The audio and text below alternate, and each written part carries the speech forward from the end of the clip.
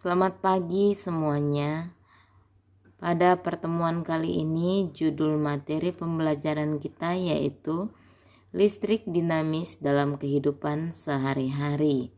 Kemarin kita sudah mempelajari tentang listrik statis ya. Sekarang kita masuk ke listrik dinamis. Tujuan pembelajaran. Setelah mengikuti pembelajaran, siswa diharapkan dapat memahami arus listrik, memahami hukum Ohm, memahami hukum 1 Kirchhoff, memahami rangkaian listrik, memahami berbagai sumber energi listrik, memahami konsep energi dan daya listrik, menjelaskan upaya-upaya penghematan energi listrik, menjelaskan berbagai sumber energi listrik alternatif ramah lingkungan. Arus listrik. Arus listrik mengalir karena pada ujung-ujung rangkaian ada beda potensial listrik yang disebabkan oleh baterai sebagai sumber tegangan. Arus listrik mengalir dari potensial tinggi ke potensial rendah, sedangkan arah aliran elektron dari kutub negatif ke kutub positif. Jadi arah arus listrik berlawanan dengan aliran elektron ya anak-anak ibu. Pada rangkaian tertutup, arus listrik yang mengalir sebanding dengan besarnya muatan listrik yang mengalir setiap detik. Atau secara matematis dituliskan I sama dengan Q per T, di mana I adalah kuat arus listrik satuannya ampere, Q adalah muatan satuannya coulomb, dan T adalah waktu satuannya sekon. Hantaran listrik. A. Konduktor listrik yaitu bahan-bahan yang dapat digunakan untuk menghantarkan listrik. Contohnya emas, perak, tembaga. Kemudian yang B. Isolator listrik yaitu bahan-bahan yang sangat buruk untuk menghantarkan listrik. Contohnya karet, plastik, kaca, kayu, dan lain sebagainya. Kemudian C. Semikonduktor listrik yaitu bahan-bahan pada suhu rendah bersifat sebagai isolator, sementara pada suhu tinggi bersifat sebagai konduktor. Contohnya karbon, silikon, dan germanium. Hambatan jenis bahan. Semakin kecil hambatan jenis suatu bahan, semakin baik kemampuan bahan tersebut untuk menghantarkan listrik. Ya, ada bahan konduktor, dia ada aluminium, tembaga, emas, besi, dan ada besar hambatan jenisnya ya. Ada juga semikonduktor, ada isolator. Secara matematis dirumuskan R sama dengan rho L per A. R itu adalah hambatan satuannya ohm, kemudian rho adalah hambatan jenis, kemudian L adalah panjang bahan, A adalah luas penampang bahan. Rangkaian listrik. Pada rangkaian listrik yang tidak memiliki percabangan kabel, rangkaian tersebut disebut rangkaian seri. Ketiadaan percabangan kabel pada rangkaian listrik seri mengakibatkan aliran listrik akan terputus jika salah satu ujung kabel terputus, sehingga arus tidak ada yang mengalir di dalam rangkaian dan seluruh lampu akan mati. Pada rangkaian listrik yang memiliki percabangan kabel, rangkaian tersebut disebut rangkaian paralel. Jika salah satu ujung kabel terputus, maka arus listrik akan tetap mengalir pada kabel lainnya yang masih terhubung dan beberapa lampu lainnya akan tetap menyala.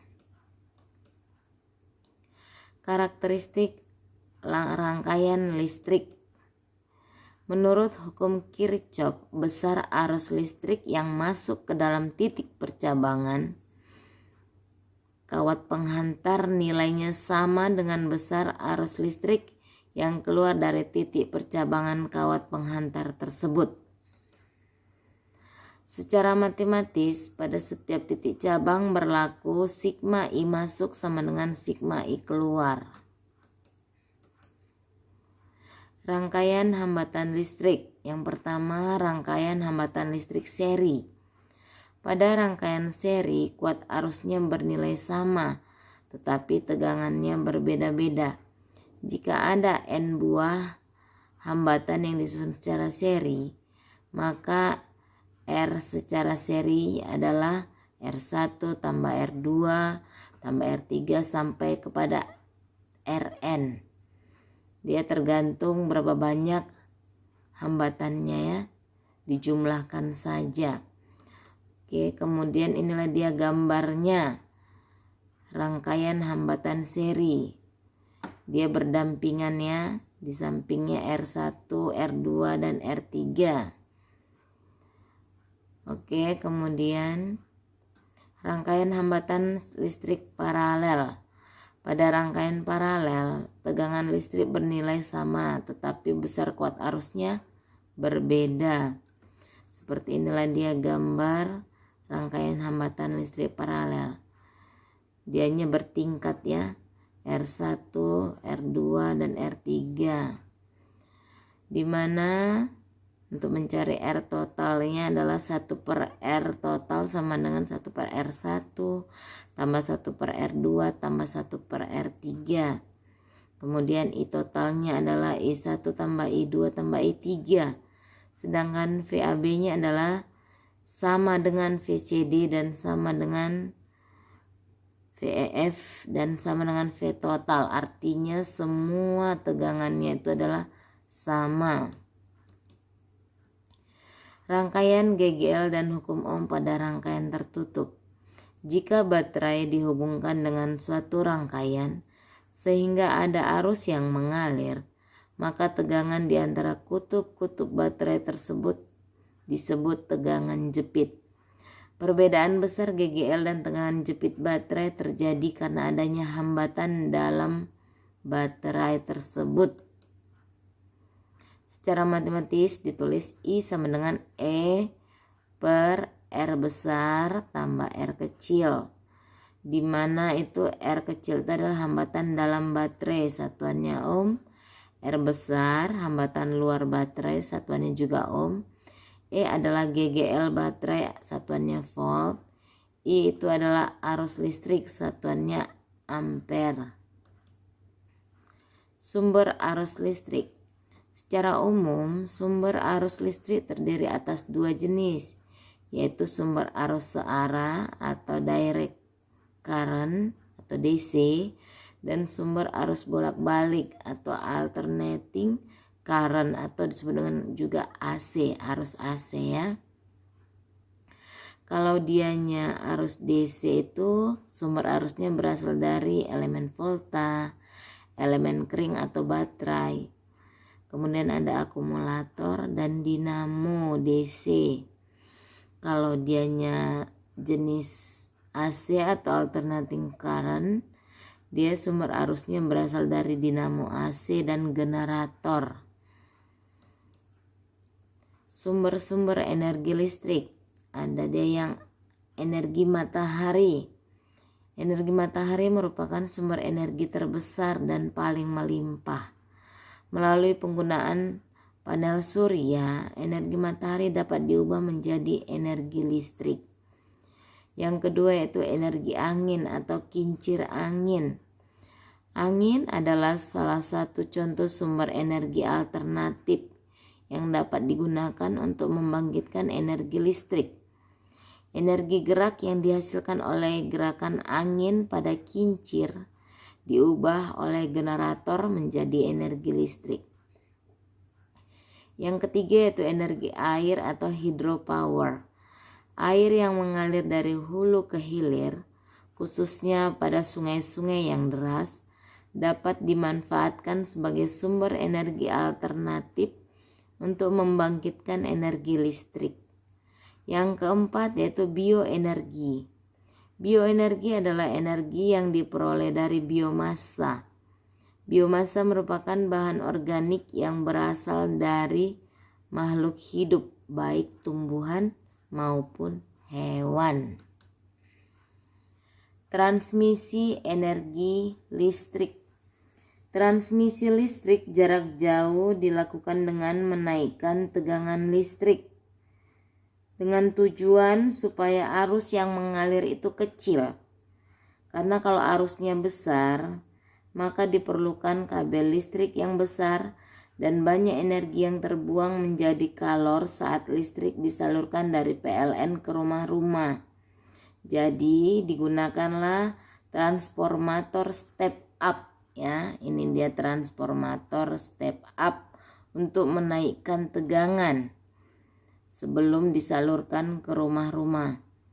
Kemudian transmisi selanjutnya itu digunakan transformator step down.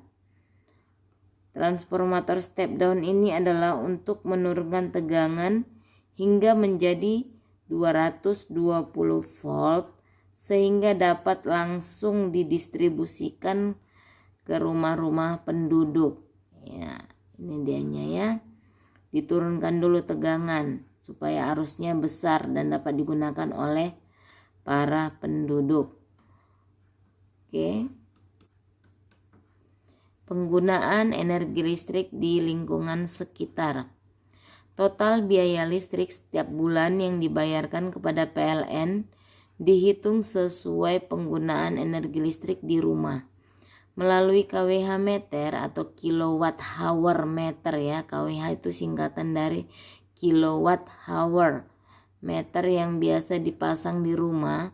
Petugas PLN setiap bulan mendatangi dan mencatat besar energi listrik yang telah digunakan. Energi yang telah digunakan tersebut dikalikan dengan tarif dasar listrik yang telah ditentukan. Perhitungan biaya listrik dilakukan dengan mengalihkan energi listrik yang terpakai dengan tarif dasar listrik per kilowatt hour. Upaya penghematan energi listrik. Salah satu upaya untuk menghemat energi listrik adalah dengan menggunakan energi listrik seperlunya atau mengganti peralatan listrik dengan peralatan berdaya lebih kecil. Lampu sorot pada mobil-mobil baru dan lampu penerangan di rumah cenderung memanfaatkan lampu LED atau light emitting diode daripada lampu bohlam seperti pada kendaraan lama. Penggunaan LED dengan daya yang lebih kecil tersebut diharapkan dapat menghemat kebutuhan energi listrik. Pencegahan bahaya penggunaan listrik. Berikut disajikan beberapa prosedur aman menggunakan listrik. Yang pertama yaitu mencabut kabel dari stop kontak bila tidak menggunakan peralatan listrik. Yang kedua, menghindari air dan kondisi tangan yang basah saat ingin menyambung atau melepas sambungan kabel dengan stop kontak. Yang ketiga, tidak memegang lubang stop kontak atau sambungan kabel yang terbuka. Yang keempat, selalu memperhatikan peringatan penggunaan listrik yang ada pada peralatan listrik. Yang kelima, memasang sekring dengan benar untuk menghindari kebakaran dengan cara memutus arus pendek yang terjadi di rumah secara otomatis. Demikianlah penjelasan Ibu tentang listrik dinamis. Sekian dan terima kasih.